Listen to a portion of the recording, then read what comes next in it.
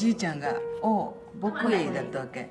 玉木は日本名に聞かしたんだよ。台湾名から。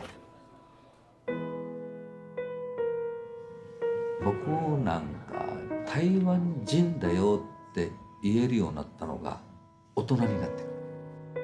旦那のお母さんがもう絶対台湾人とは一緒にさせないってさ反対だった本当に。やがて行くよ。どこに行くわ。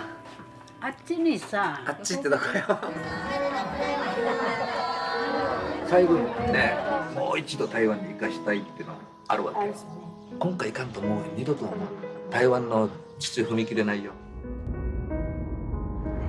台湾楽しい呀，有一朵花。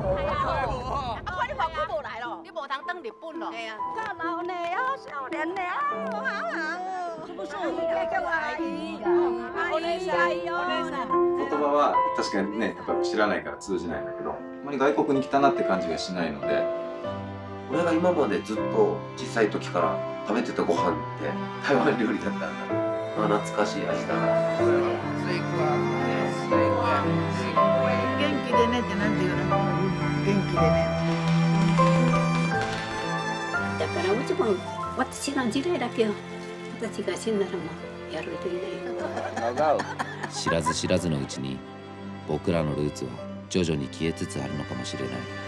僕らの未来どう向き合っていけばいいんだろう。好啦，你爱过来啊，哈。后来。